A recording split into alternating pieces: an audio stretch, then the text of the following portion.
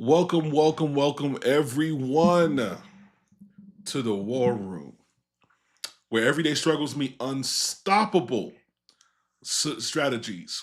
We blend our faith in God with wisdom and practical tools to help us navigate life's toughest battles.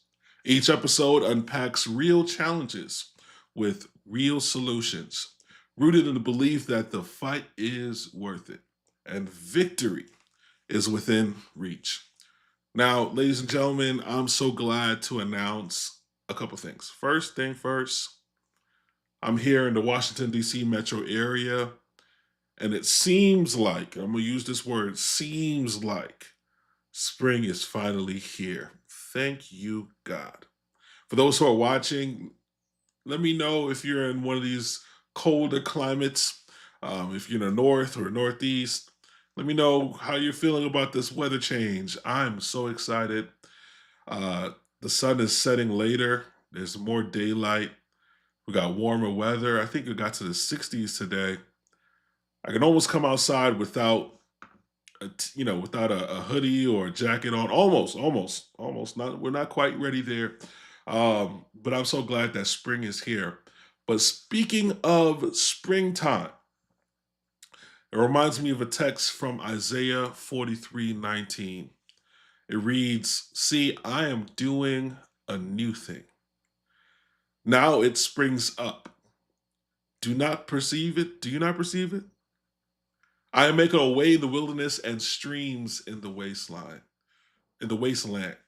This this verse really just captures the essence of spring, of new beginnings, of restoration, and God doing what only God can do, making a way where there seems to be no way. Y'all know that song for some of my older saints, God will make a way where there seems to be no way. Y'all know that song. It's a reminder that no matter what's behind us, God is always working to bring renewal and hope. And so springtime is an amazing time for us all. And I'm so glad that you're here because we have a new conversation that's about to spring forth. Now, this young lady I'm about to bring on, I've known virtually, I don't know, this is like 3 years, 4 years. And, we were a part of a community, online, it was almost like an online church, low key. We would meet up Friday nights, and my boy, Pierre Quinn, and Chris. Oh man, I need to hit up Chris. We haven't spoken in a minute. They would have this powerful Bible study, um, and we just had some amazing times. And since then, we ended up, kind of just virtually meeting in different areas. I think a couple months ago, about a month now, we were a part of this challenge. And when I heard her topic, I said, I got to get you on here. I absolutely got to get you on here. She's an amazing advocate, especially for women, young women, especially. She's an amazing mother, and I appreciate the authenticity that flows from her in our conversations, in our meetings. It's refreshing when you meet someone that's genuine, um, and earnest in what they aspire to do. Now, professionally, she's about to become a speaker. So yeah, I'm so glad we're getting her at the beginning of her journey. She's going to. I'm gonna say it now. She's about to be a renowned speaker. Okay, I see possibly an author. I see some things in the future. She may not see it. It's okay, but we're gonna speak it into existence if you believe in that. We're gonna pray it into existence. How about that? Um, Now, she is committed to raising awareness and driving change in the fight against domestic violence and domestic minor sex trafficking. Through impactful storytelling and expert insights and actionable strategies, she empowers individuals, um, she empowers organizations and communities to recognize the signs and support survivors and take meaningful action. Now, her name is Cerise. Okay, not Charisse, Cerise, just to be clear. And I'm so glad to have her on here. Cerise, how are you doing today? I am doing awesome and even better after that introduction. Like, I love it. I love it. Awesome, awesome. I Well, I'm feel so glad. honored. You should, you should, you should. I'm so glad that you're here. We're gonna go to the comments real quick. I see some people in the comments section.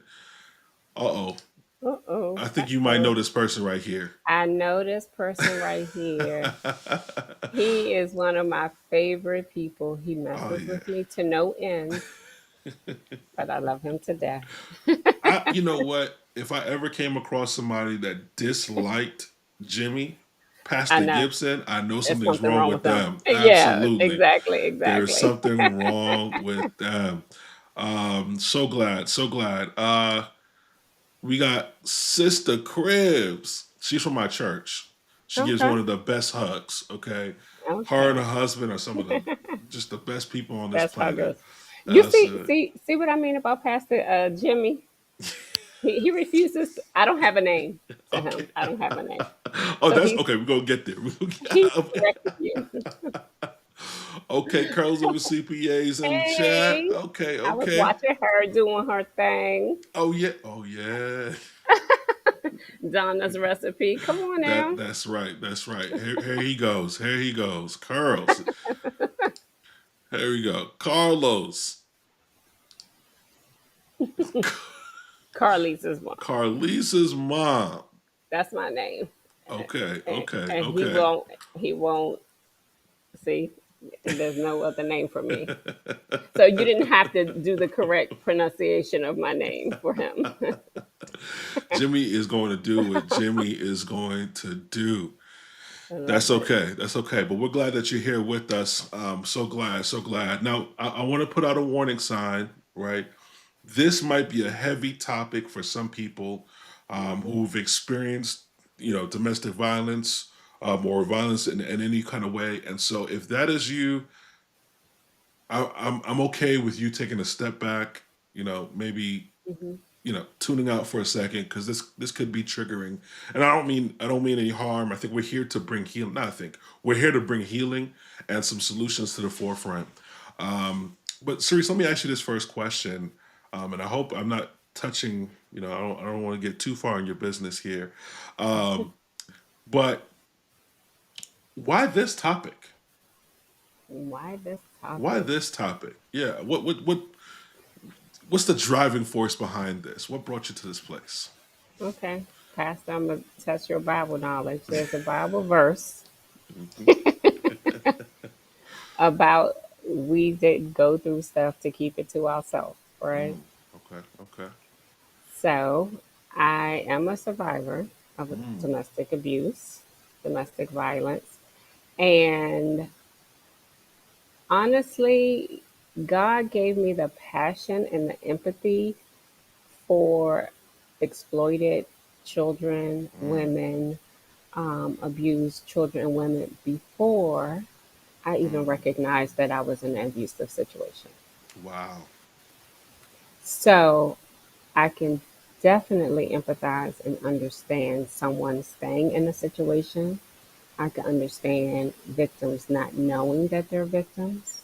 Mm, Um, so, yes, I was already working or moving towards this field of advocacy mm-hmm, without even knowing why. And again, another Bible verse is everything happens in its time, right? mm-hmm, mm-hmm. Because I look back on my situation like, well, God, why you ain't tell me about this? Why you didn't open my eyes all them years ago? Yeah. Why wait until when my eyes were open? Like it was a conversation I had to have. Like I don't know why I didn't realize it and understand it, but it is what it is. I know it now, and my only goal is to spread awareness and education Mm, and open other, specifically women. I'm not saying men aren't abused, so don't get me wrong, but that's not my market. mm-hmm, mm-hmm. I understand. To open young women's Yeah. minds and eyes to it. Yeah, yeah, I can definitely appreciate the authenticity in that answer. I think honestly, one of our superpowers as Christians, whether we now it's not something we would want to claim, but our ability to repackage our pain and to use it for a divine purpose. Hmm. It's unfortunate that you would have to experience that, and you don't have to experience everything to advocate. I think that was clear in what you're sharing. Hmm. But it's also a reminder that this is definitely an issue that it's not a foreign issue. In other words, No, not at all. it's not an over there issue. It's here in our Right. community. It's at our doorstep. It doesn't have a particular look. Now, if you watch Tyler Perry movies, right, They all look the same. they all look the same. But in real life, it shows up very, very, very much differently. So thank you for sharing that. And I will touch on that. It does show externally differently, Mm, but internally behind the walls, they all they look very much similar. mm, Okay, so okay, when you look at the power and control wheel, it's the same. man, It's the same. So behind the walls, it's the same. Like yeah, when I talk to other women who were in my situation, it's like, is there a manual out here on how to be mm, abusive? Like, are they all following yeah, the same manual? I yeah, mean, yes, there's different forms of abuse, so don't get me wrong. mhm. But it's yes, it looks different on the outside, but on the inside, it's very similar. Okay, okay. Before we go into our chat, just want to shout out Elder Patterson is in the house. Man, that's the that green suit. I'm gonna need in my closet real soon, Elder Patterson. I appreciate you for stopping by. Now Jimmy came with some wonderful words for you, Cerise. Says Cerise is a phenomenal woman of God. That's the stamp This of why approval. see why I love him, and he got my name right. He did. Yeah, he did. He did. He got it together. He got it together.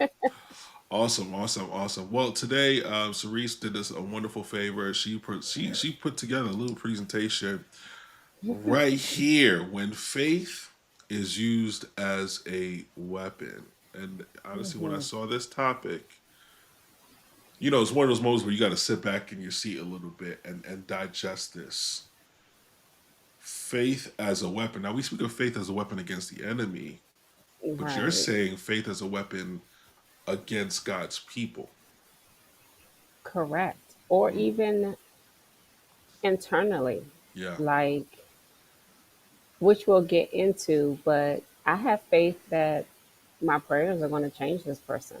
Mm, I have faith that we'll get back to the good times, the good moments, right? yeah. So it's a dichotomy there. Wow. Wow. Wow. Hmm. Okay. Okay. So understanding IPV, domestic abuse, and spiritual abuse in the church.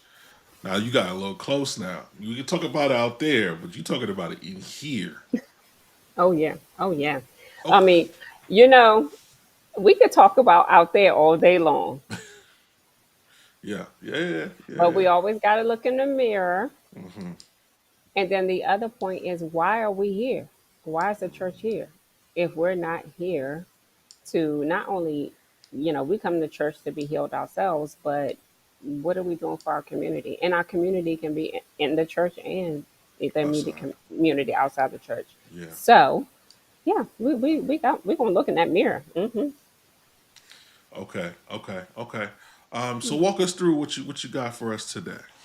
Okay, so let's just hop to it. Mm-hmm. Um, why does this topic matter? I just touched on that. But I do want to make sure everyone understands because I am about education, right? So let's be clear what we're talking about. Intimate partner violence is IPV. Domestic abuse or domestic violence, I also refer to as DV a lot.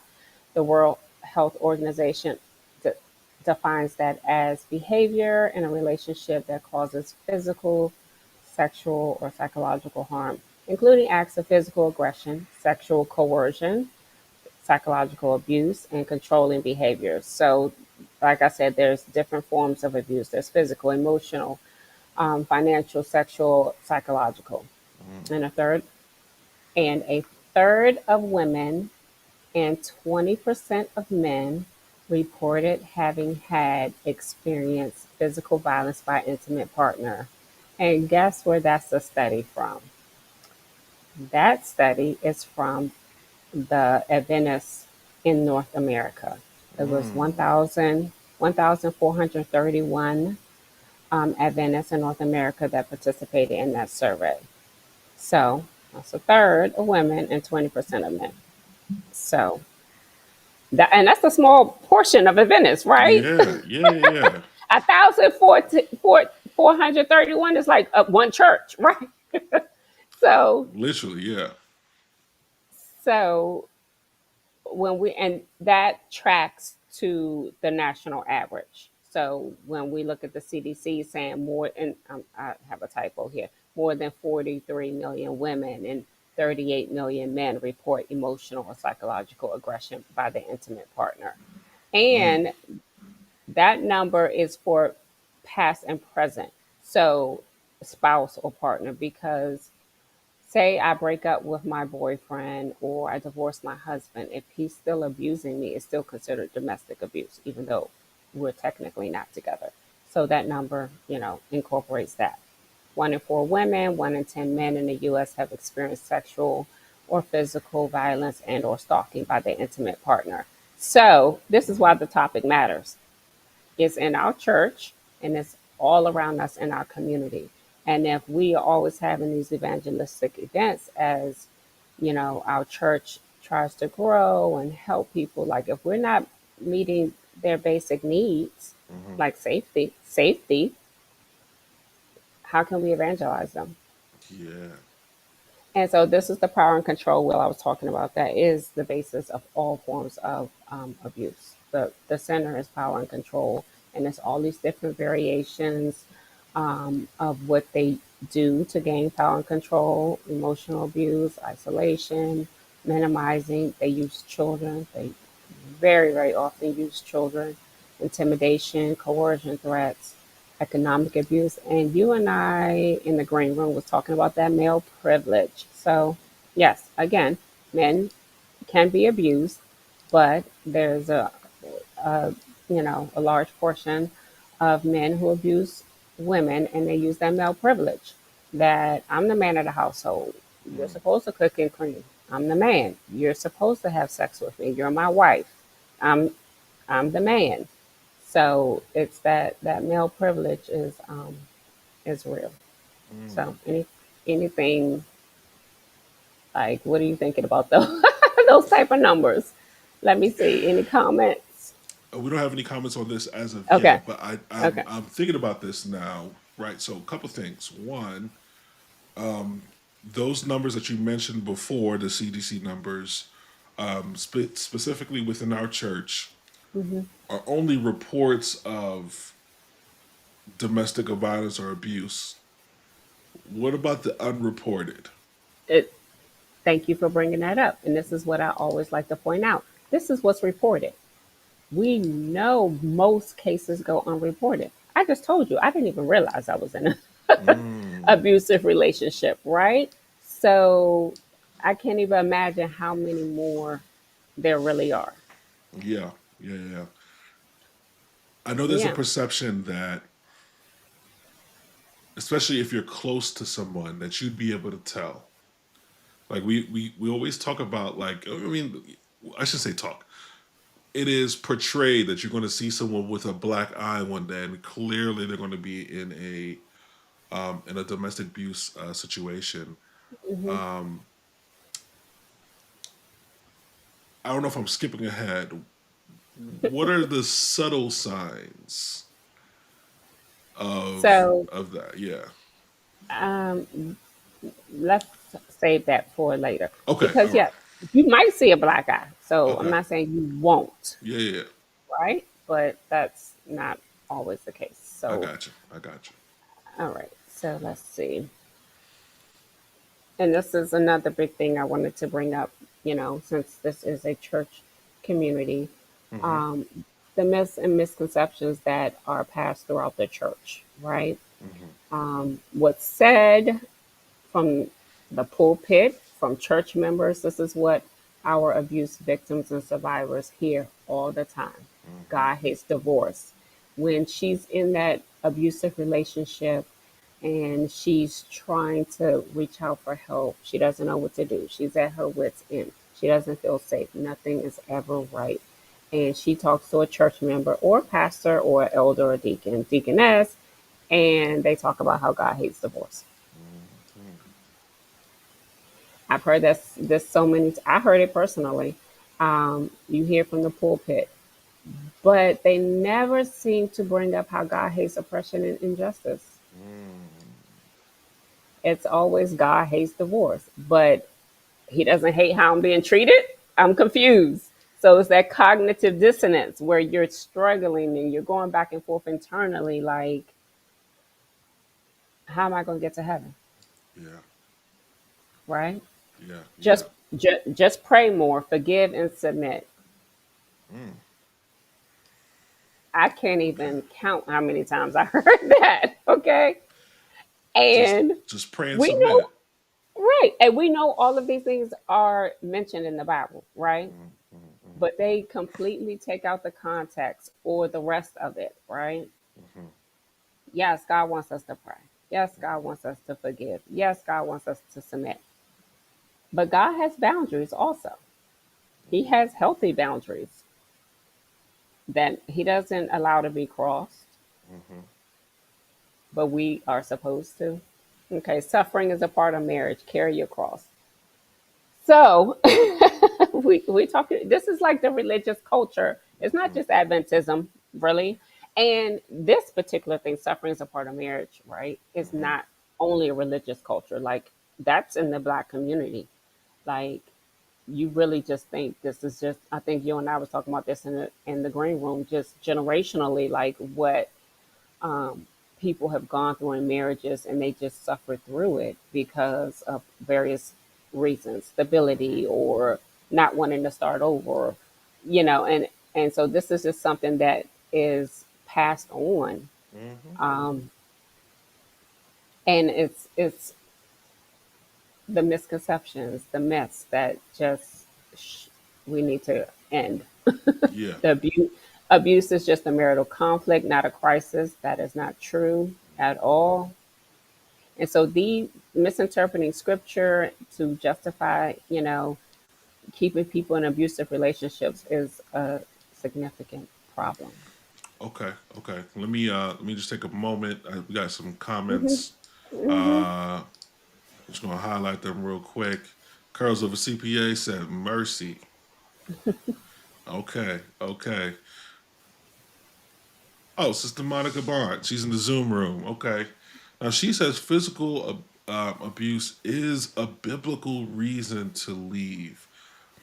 Not disagreeing. I'm saying I have never heard that preached before. That's my point. Yeah. Like no one is saying that from the pulpit. Yes. Yes, yes, yes, yes, yes. Okay. Okay. One of my lovely members, Sister Robinson. Good evening to Good you. evening. Good evening. Good evening. Yeah, yeah, yeah. Okay. So, yeah, okay. Yeah, we definitely. Have you heard these things? You think? Now, I think I can recall moments where I've heard people say these things. I've heard,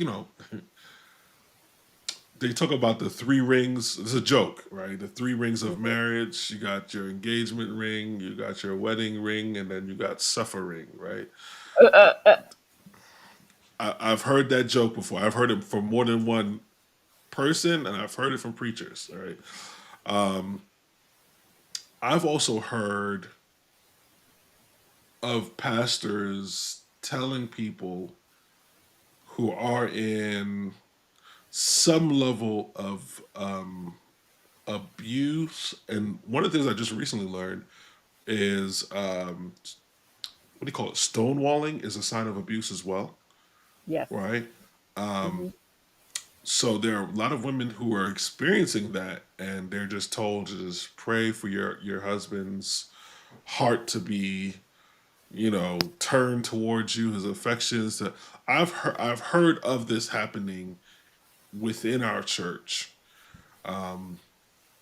Fortunately, it's been many moons ago, but I'm sure that it still It happened to persists. me. It happened to me.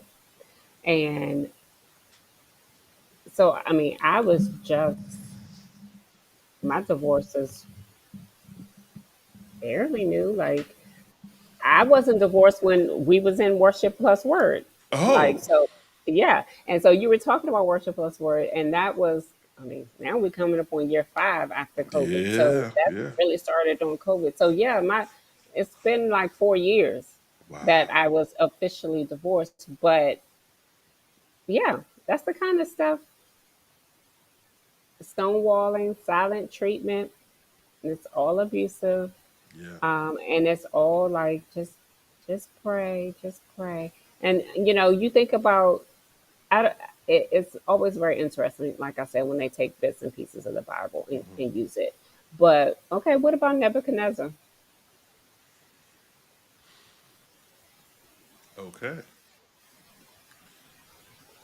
Like, he didn't change, okay? And me personally, down here on this earth, I'm far from God. Like, if he God God did not get him to change. Yeah, yeah, And yeah. we have to know our, like I said about the healthy boundaries. Like, God doesn't force anyone to do anything. He's not going Hmm. to force an abusive person to stop being abusive. Yeah, Like, that person has choices. God allows choices, good or bad. yeah, yeah. Absolutely. We got a comment here. I just want to pull up real quick. Pastors telling women, but they're not addressing the men. Hmm. There is some, All right. So this comment, and I'm sure I don't want to take it down this path. Hmm. I think it speaks to the reality, and I thank God for ministers like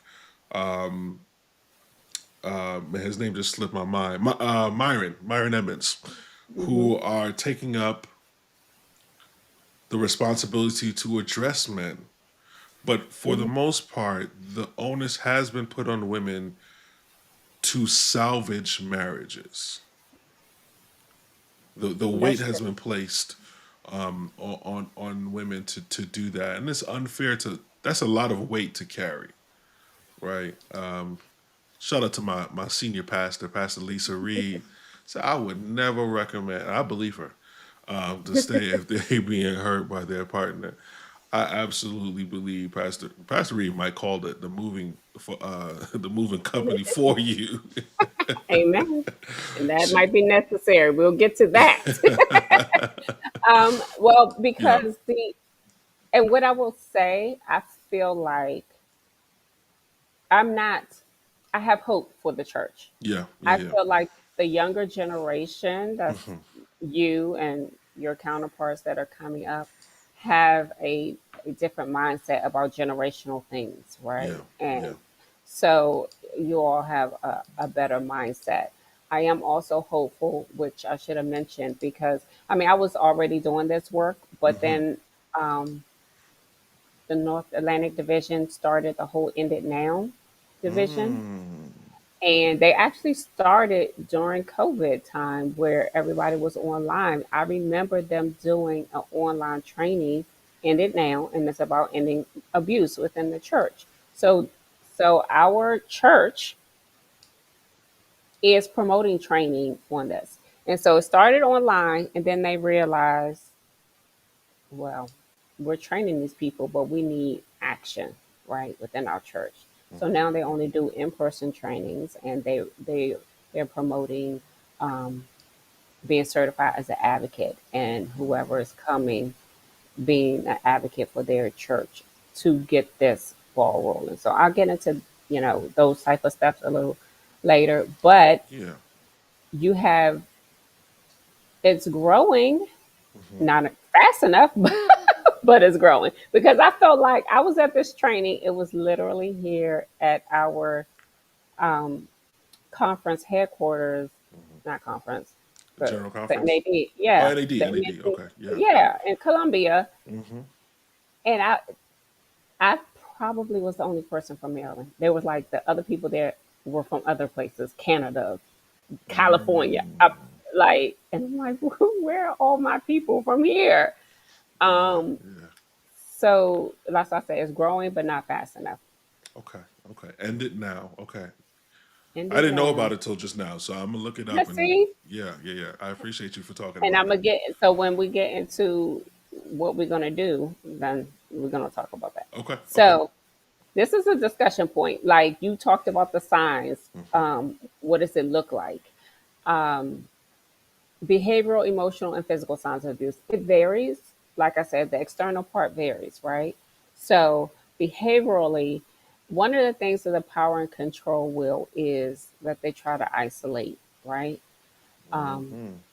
so behaviorally, if I know, and this is where relationships come into place. And when I say relationships, external relationships, Hmm. friendships, um, church fellowship comes into place. So if you know me, I'm we fellowship together often. We go out bowling, whatever we're doing, and I get in this relationship, and all of a sudden I'm never available.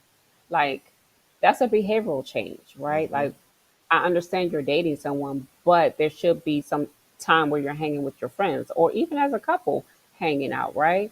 So when you see behavioral changes like isolation, um, some behaviorally someone not speaking for themselves. Like if my spouse is always speaking for me, like I should have a voice, an Yeah. opinion, right? Um, so behavioral changes, depression, those type of changes, emotional changes. You could be more tearful, more depressed. And then, we talked about the black eyes. Now, typically, just being at church, you're not going to see that. They're going to cover that up. But this is, again, when relationships with people matter, Mm. right? Are you checking on them? Have you seen them? Like, what's going on? I haven't seen you in a while, touching bases with people because they are going to definitely, if it's physical abuse, they're definitely going to hide that. But like me and my girlfriends, like if we used to go shopping at Target when Target wasn't boycotted, you know what I'm saying? Yeah. Like, Yeah. oh, I can't go shopping because he hasn't given me my allowance. Like, what do you mean? He hasn't given you it's, Yeah. Yeah. Yeah. Something simple as that. Yeah. yeah, right? Especially Mm. if I was a working person, Hmm. Hmm. that doesn't make sense. You know what I'm saying? So that type of stuff. Red flags in church leadership.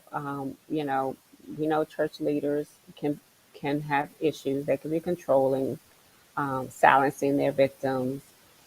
Saying abusive things from the pulpit. That has happened. I distinctly remember a pastor within the last few years because it was I judge everything by COVID times now. Right. Uh, Right. saying Hmm. that a husband could have sex with his wife, whether she wanted it or not, because it was his wife. I remember that. I remember that. Yes. These are the type of things Hmm. that, if said by leaders, have to be called out and dealt with immediately. Hmm. Those are red flags, right? Hmm. We Absolutely. are, and we already pretty much like talked about religious texts and stuff like that. But what are you thinking when you see this information? Yeah. So it sounds like there's two different things here. One is an environment that's ripe for abuse, Hmm. right? Where the rhetoric lends itself to kind of trivializing abuse almost, or giving it's kind of okay, it's kind of like I won't say where. I don't want to put it on, but I was in a different county today, and I stopped to grab some food, and it wasn't anything that anyone said, but there was an air of I might not be as safe here. Folks didn't quite look at me. You know, they didn't Hmm. look like me, nor did they interact with me, and I kind of got the. So it, sometimes it's not necessarily what's said or what's printed on the walls. It's Right. the environment that's created. So that's one side. And the other side, of course, you touched on something that I think when we discuss community, we may not think, at least for me, I may not consider this side of things. Community in terms of establishing relationships to know behavioral patterns, because even like you said, you may not have known that you may not know that you're in a situation that's bad. I can recall, not that I'm a victim, but I can recall being in toxic work environments, and Hmm. my behavior changes before I recognize it, and people see the change. People that are in community and relationship with me Hmm. see the change, and they give me the warning signs like, "Hey, are you okay?" Just those simple conversations Hmm. allow me to collect myself and like, why is this person asking me this? Right. So being in community, and again, we're I think it's Pentecost 2025, thinking about the fact that our community, by God's grace, will expand, looking for ways to create connection with people and establishing those relationships could be life altering, not just for the overt spiritual reasons, but for the covert spiritual reasons in terms of, man, checking in on somebody. Hmm. So that is possible. I'm gonna go to the comments real quick. There's somebody Please, that I see. because Um, I want that comment right. Oh, that's look at my. She's so supportive. Who's being nice? She must be talking about Jimmy. I think she's talking about Jimmy. I think. Okay, we have Sister Miriam here. Um, Good evening. Good evening. Good evening. We're praying. Listen, you got to stop by, Sister Miriam. We're so happy. We're waiting for you. Pastor Reed said that Allegheny East offers training on this, which at least I don't know if it's just for pastors or is it available to members as well. Pastor Reed, just let us know if it's available for everyone, so we can start making that happen. Um, that's a great question. Yeah, I wanted this question for Okay. sure. My personal opinion, Hmm. it's the premarital counseling. If it is good and doing what it's supposed to do, Hmm. then the person won't marry an abusive person. I don't think it will prevent abuse from an abusive person, if that makes sense. Okay, because abusive people are manipulative. They're gonna look great in counseling. Hmm. Hmm. Um, they're master manipulators, and this is why another barrier to why some women don't come forward with their abuse, because no one's gonna believe it. That's what they think. No one's gonna believe that deacon who's so helpful around the church and helps everyone out, and it takes food to the sick people because they treat other people wonderfully. Um, So I don't necessarily think it would prevent an abusive, an abusive person is not going to go into marital counseling and be changed into a non-abusive person. Hmm. Hmm. That's separate counseling. I am also not saying that abusive people cannot change, but that's a whole different level of work Yeah. Yeah. on Yeah. for them personally, not with someone else. Okay. Okay. Okay. Yeah. I think this question for me, it highlighted getting professional training for premarital counseling. As in, I think there's a lot of resources for pastors to become professional premarital counselors and not just kind of go off the whim.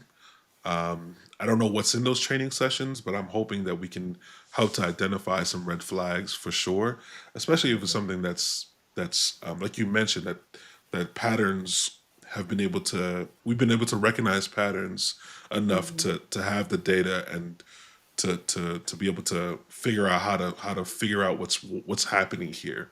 Um, Mhm. be- from what you're saying, folks don't know how to dress it up well, and if there's any place where we learn how to dress things up well, unfortunately, it's around church folks.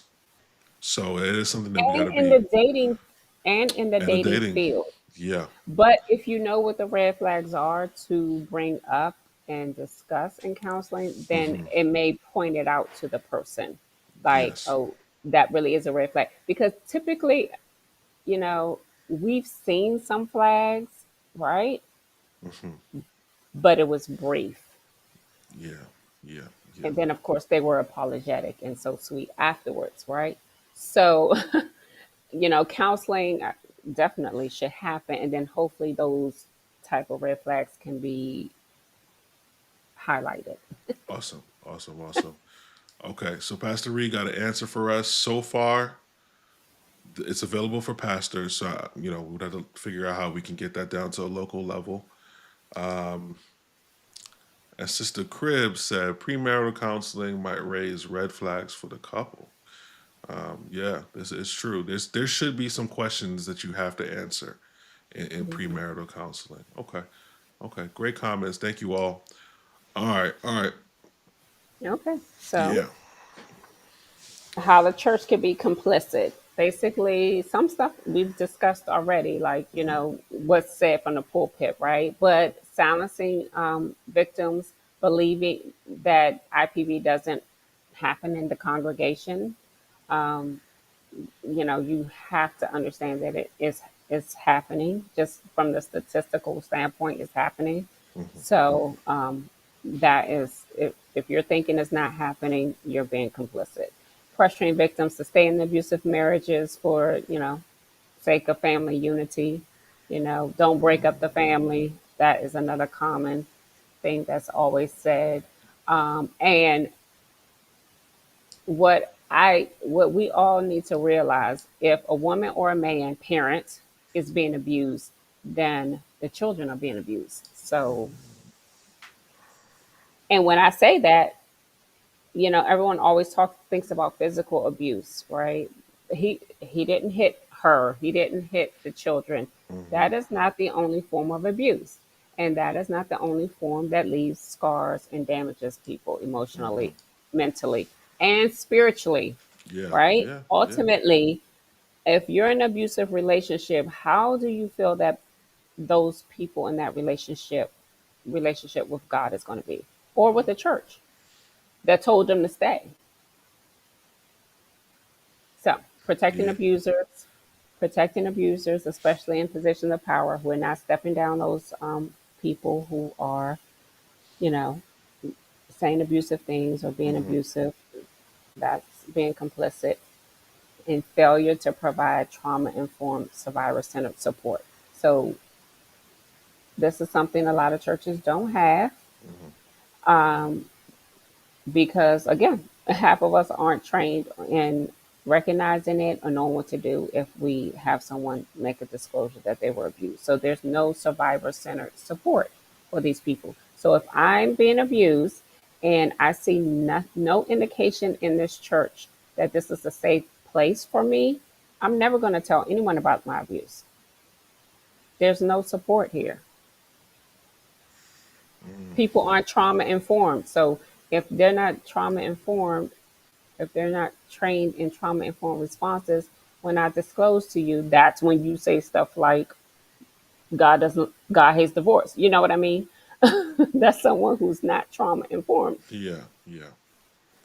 Does that Okay. make sense? Yeah. Yeah. Absolutely. No. Absolutely. Absolutely. No, I appreciate that. I see a couple of comments here. I'm just gonna get to it real quick. Mhm. Pastor Reed. Hold on. I'm in the wrong section here. Here we go. Pastor Reed made mention. Said she has found that when women in church are being abused, When they are told it is not safe for them to stay, they want to stay and pray. Man, what? Hmm. Okay. So Yeah. can I speak on that? Yes, please, please, please. So this is when trauma informed training is important. Okay. Because most abuse victims, survivors don't want to leave their relationship. And we don't have the time to get into the barriers as to why they want to stay. That's number one. And so that's why it's important to be trauma informed, because you know how to respond when they don't want to leave, right? Another point is it is the most dangerous time for a person in an abusive relationship, the most critical time and unsafe time for them is if they decide to leave. So that's something that needs to be taken into consideration also. We can't just tell people when they disclose or we know they are in abusive relationships, okay, just leave. It's more to it than that, because now their risk of lethality increases 100-fold. Mm-hmm. Okay. So I know that is what's best for them, but there's a lot that goes that should be considered. Um, and then on average, even if a domestic abuse victim or survivor does leave, it really takes up to 7 times for them to leave for good. So there's a lot that goes into it. Um, Although that doesn't make them less likely, that doesn't make them unworthy of help and support, right? But we just have to know what that help and support looks like, and we have to meet them where they are. We all know, like you can take a horse to water, but you can't make them drink. We have to be trauma informed to meet them where they are and support them how they feel they need to be supported. Okay, so this this brings to memory feeling frustrated, and I don't want to equate like make a false equivalency here, but we've all had that friend that's maybe in a toxic relationship, and Hmm. you're like, this is a toxic relationship, but they want to stay. Not saying that they're experiencing abuse, or maybe they're experiencing some level of emotional abuse, verbal abuse, or something of the sort. Hmm. And it almost feels like you want something more for the person than they want for themselves in that moment. What are some ways to stay engaged and to remain supportive without being complicit? I think that's the Hmm. struggle that we might have. I don't like the person you're with. I don't like the situation, Right. but I want to stay in connection and support you. What are some ways that we can do that? That's a great question. And I feel you because I'm that person. Okay. Like, you don't want to hear what I have to say? Okay. But I've had a lot of training and experience, so I know how to respond differently, even though that may be what I'm feeling. However, that's why I say it's important to understand how they want to be supported, right? But in that, you have to set your boundary, your healthy boundary, Yeah. to protect yourself. Because if you're dealing with someone with an abusive relationship, it can be an emotional roller coaster for you because you know it's unsafe, right? So you have to know what you're willing to do for them and Hmm. what their limit is. And they need to know how they want to be supported. They may just say, you all might be setting up a safety word, like, I'll be there for you. If you text me this word, I know I need to come get you, and I'm willing to do that. Does that make sense? Okay. Okay. Um, it's things like that. It's a lot more. But a resource I do want to provide everybody is the hotline.org, because on there is a tab for support. Like, there are tips on how you can support, how you can have a conversation with someone who you feel may be in an abusive relationship. Hmm. Um, so yeah, they it can be frustrating, but again, you have to, I say, be willing to support them, be Hmm. open when they reach out to you to support them, let them know how you can support them, and ask them how they want to be supported. Okay, that's Because yeah, they like I said, on average, this is a statistical average, it takes 7 times for them to leave for good. So that can lead to frustration on the part of the person who's trying to help them and yeah. knows they need to leave. As you say that 7 times, right? So if you're on number three, you might like you've tried 3 times. I say number four. You tried Mhm. 3 times to leave. The person might have lost the I want to say the desire, but maybe they're thinking that there's no hope here. Like they've given up a little bit. So I'm thinking of giving a Who's little bit of giving up? grace. Like the person who's trying The to leave, supporter not or the the supporter, okay, but the victim? person's Okay. trying to leave might Hmm. have given in a little bit. Like, well, I've tried, I've given it my best 3, 4 times, and it hasn't worked out. So maybe this is where I must add a spiritual element. This is where God wants me to be. If it's not working out for me, which we say that for so many different reasons, right?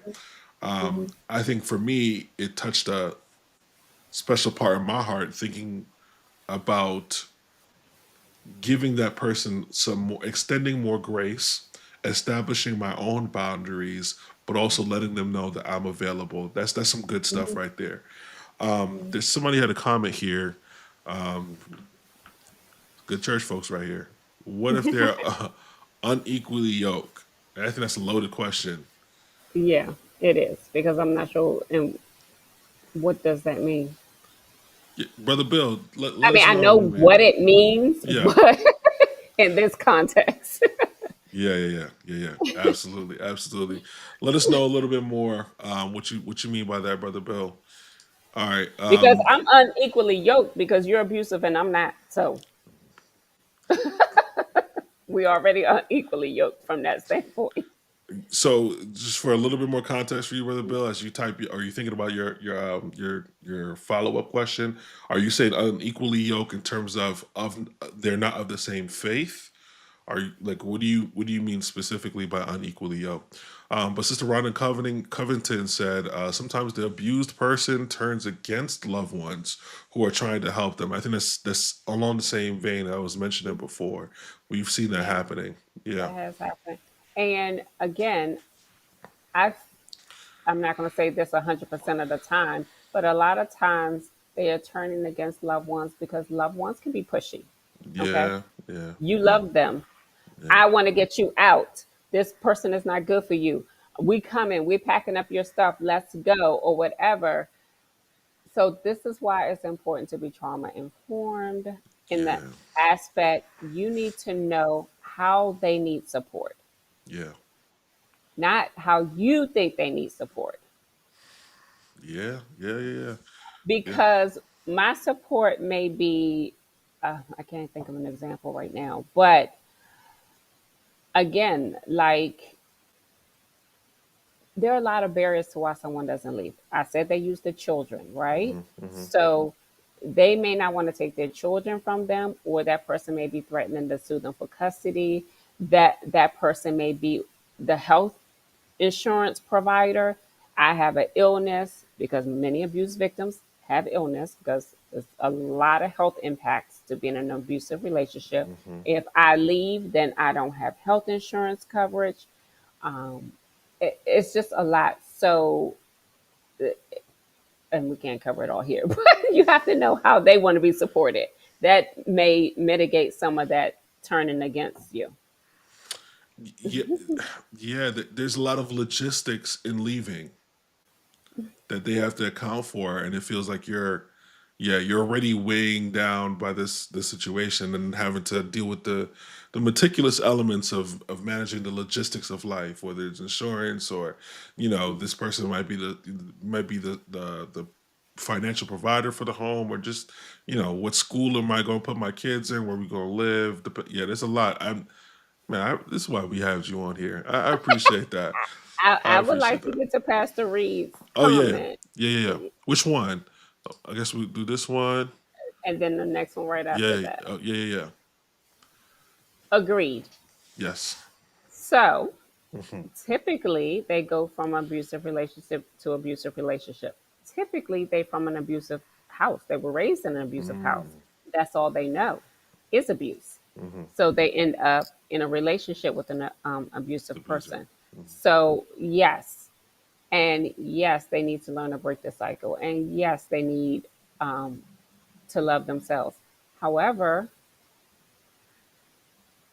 when does that happen? It doesn't happen in the relationship. So it first has to happen getting out of the relationship. And that's also a part of getting someone out of an abusive relationship without the whole support system. They're most definitely going to end up going back because that's what they know. Some people think that that is the only way people show them love. Like, there's a lot that contributes to that. So part of resources you want to give to an abuse victim, especially when if they're trying to get out, is counseling, trauma therapy. There are things called trauma bonds. That's Yeah, not made up. There are true trauma bonds. So yes, yeah, yeah, yeah. Okay, okay. Um, so I guess they are saying in terms of faith and any other way. So that's Brother Bill following up there. So he's saying, what if they're unequally yoked? Should that matter in this scenario? What do you think? for me, no, because they're already together. Like that's something you want to deal with on the front end if that's a deal breaker or significant to you. So that's a front end question before we even get together. Once we're together, we're unequally yoked, and that's just what it is. Gotcha, gotcha, gotcha. Okay, all right. I know you got a couple more slides Do for I? us. I don't know. That's I it. think okay. Ah, bam.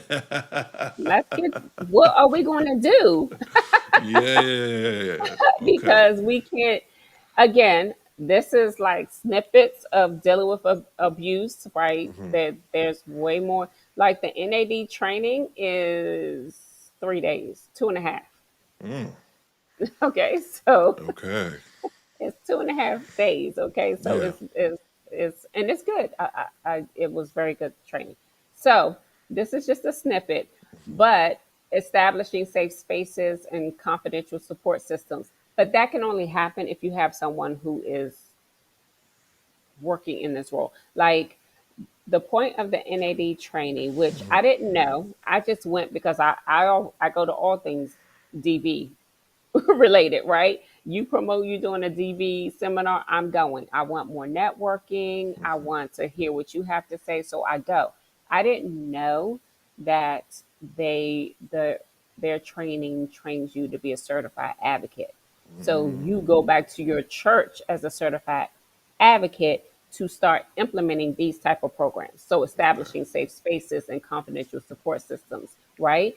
So me, as I come back, I already gone to my pastors like I'm the DV advocate for the church, and this is what we need to try to get in place. Now, hopefully, you have a supportive pastor. I do, so I don't have an issue with that. We got that here. We got that. Right.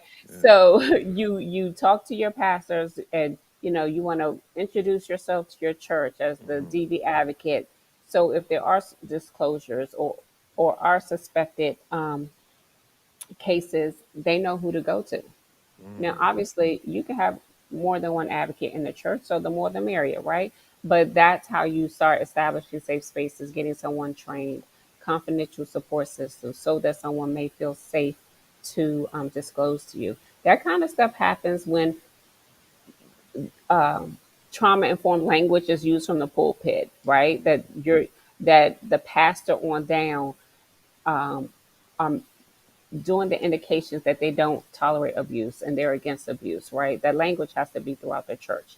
There are flyers and little pamphlets you can put around your church that lets someone know in who's being abused that this may be a safe place for me to talk to someone. It also lets an abuser know, like, this might not be the church for me because they don't tolerate that here.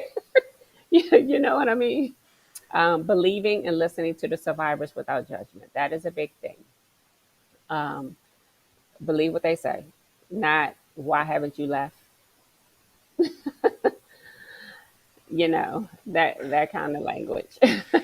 You know what? I feel like I've said some of this before, just out of frustration, just like, I get it. I yeah, get it. But yeah, that and it's effort. It takes effort, yeah, yeah, to just listen and empathize.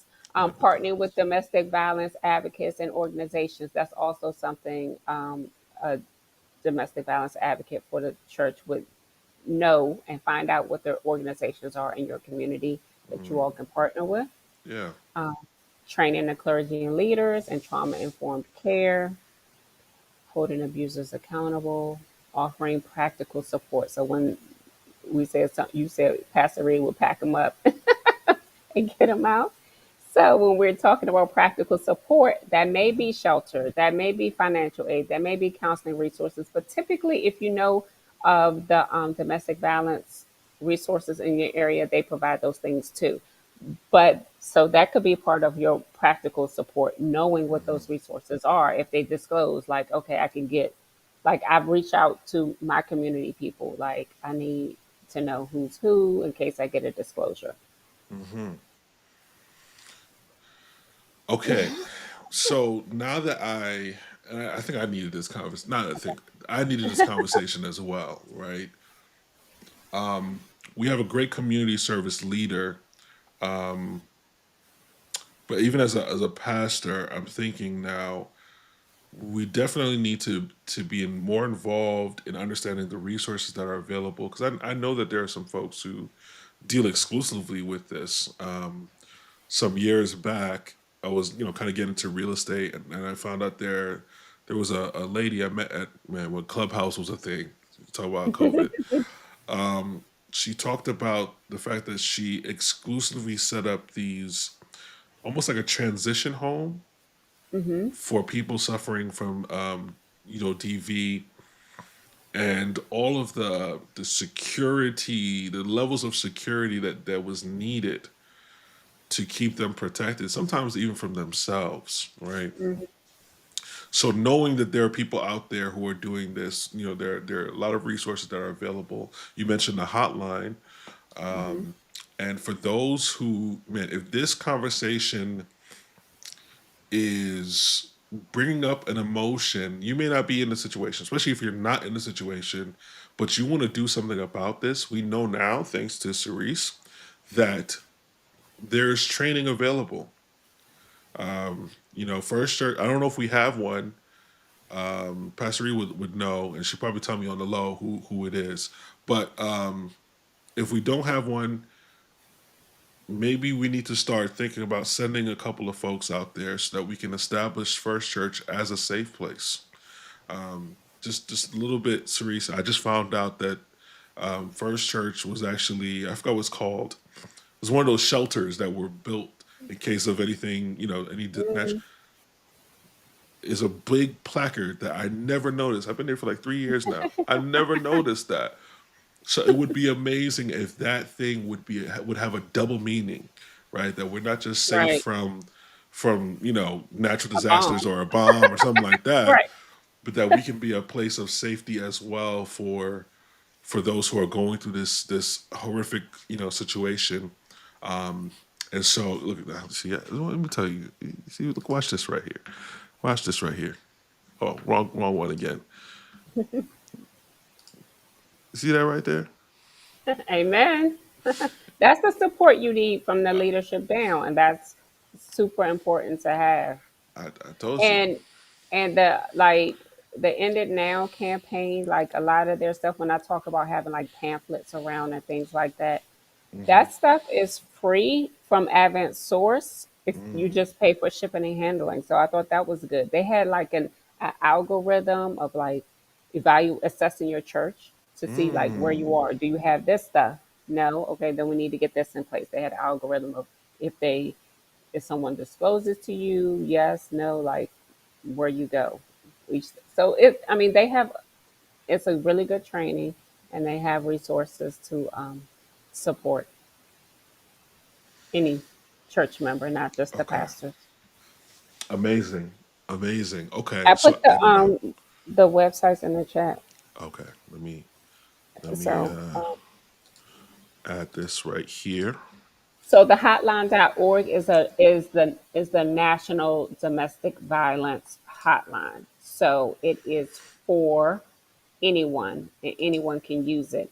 And in actuality, if someone does, even when if you do the NAD training, um, if someone discloses to you, that's going to be that's part of your resources. Mm-hmm. Um, especially if someone is imminently in an unsafe situation, Mm-hmm. Mm-hmm.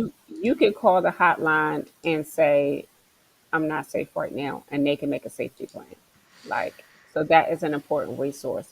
They have phone number on their website. You can chat with them on the website. You can text with them. So it's something that can be used to help a victim immediately. It's also something, like I said, that you could go on and click on support and see, Yeah. like, what ways can I support someone? Yeah. How can I Yeah. have a conversation with someone? So it's an all around good website. Okay. Cerise, I'm so grateful to have this conversation. Honestly, I mean, you've changed. I'll say this: you've forced me to rethink how I listen to people. Honestly, Mm, because sometimes we're our mind could be in so many different places. So hmm as people are talking, sometimes we're not even present. So it's changing why we interact. For me, why I interact with people, and ensuring that I'm establishing authentic relationships with people even more. Thank you for sharing. Now, before we go, I did prophesy at the beginning. You did. Um, And it's coming to fruition. Both okay, prophecies. okay. Both prophecies. So let me know. Let us know. How can if somebody wants to just chat, or someone's looking for a speaker on this topic, somebody from a different church is watching right now and they're saying, man, we need an advocate to come to our church or to our school or to our conference. How do they reach out to you? Do you have anything in the works that you want to share with the people of God? I do have a couple things in the work. Okay. So first of all, I'm always available by email Okay. Okay. and by text. Okay. I will call you back, but it is best to text me or email me. You already know I'm on social media, so Yeah. anybody can DM me. I respond. I'm responsive on all platforms: Instagram, Facebook, LinkedIn. Um, Cerise Woodard at gmail.com. I'll try to keep it simple. That's that's my name on Facebook too. Okay. Um, I am going so in May, a little bit before May, but I'm doing a women's conference in South Carolina.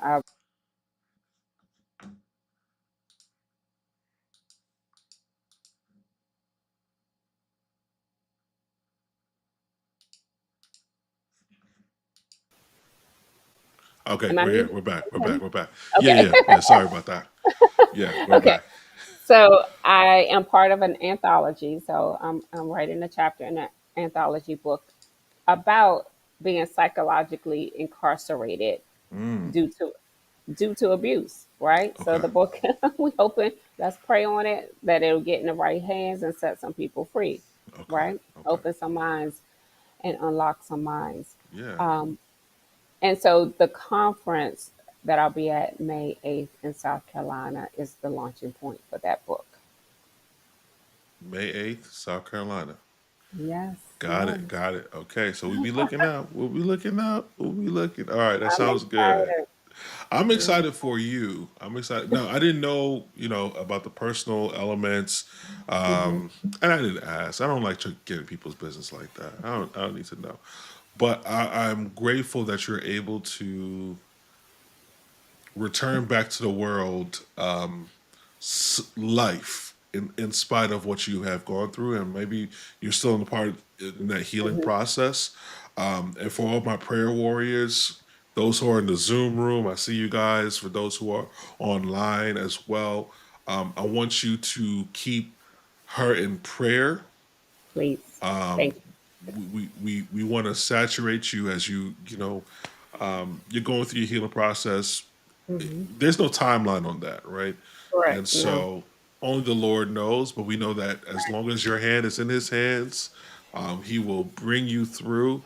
And we know that with your voice, just within our small corner of the world, not saying that you're going to be limited there, but you're making an impact even now. And so Praise I pray God. that the Lord will allow you to do that and amplify your voice. Oh, can you put her? I think. Can you say your email one more time? We're gonna have Curls and CPA type it in there, or somebody type it in there real quick. CeriseWoodard@gmail.com. Okay, got it. I'm gonna put it in there. All right, all right. Man, thank you so much for sharing with us. Thanks for having me. Oh man, listen, I couldn't. I mean, because of our challenge, I got to see a little or hear a little bit more. Right. Hmm. I couldn't turn a blind eye to that. That was a necessary topic for this day and age, and so I'm going to continue to keep you in prayer. Sister Rhonda here is sharing. Yes, yes, yes, yes. Thank Thank you, thank you. you, thank you, thank you, thank you. Look at this. Oh man, and there's so many more And people don't who are watching. listen. Mm-hmm. Well, I'll let you know because I think I'm going to create a training for my church Okay, as a DV okay, advocate. So I would okay. not be opposed to coming Okay, okay, okay. All once I right. get that created. Absolutely, absolutely. Okay, so Sister Rhonda mentioned now, Sister Covington, she's over prison ministry, and so she's thinking on a Mm. different scale here, but it may relate to women But who are that's recently discharged. correct. So I just did a training on that. Mm, Correct. Yeah. yeah, yeah, yeah. We just did a training on. I was actually meeting with some legislators in South Carolina because a lot of the laws are Mhm. against exploited and abused people, right? These Mm, exploited and abused people end up incarcerated. So it's the whole thing. okay, Whether okay. they kill their abuser or whatever. Yeah, So yeah. yeah. Okay, okay. Awesome, awesome. Well, Pastor Reed says, "Come on." So we ready? We ready? We ready? Amen. All right, y'all. Listen, I don't want to hold y'all too late. This is an awesome conversation. Go ahead and share it with friends and family. We want to make sure that we make domestic abuse a thing of the past. Okay, Hmm. that we can create environments of safety, create environments of community and communication and advocacy. And so this is a part of our mission to the world as well, restoring the image of God to all of God's creation. And so thank you for sharing with us just a different element of the gospel, still the gospel of liberation and freedom and justice. And so, y'all, listen, before we go, don't forget, we're back this week. Worship service starts at 11:30. Sabbath school starts at 9:30. And we hope to see you all this weekend. May God bless. Sister Miriam, I did see your comment. We know it's okay. Come on by. We are waiting for you. And and have a good night, y'all. May God bless you. May you have a prosperous remainder of the week. And hopefully, you Hmm. took away some nugget of truth from this conversation that you can Hmm. apply to your life tomorrow morning. So, until next time, stay blessed, stay prayed up, and I'll see you. Bye, y'all. Bye.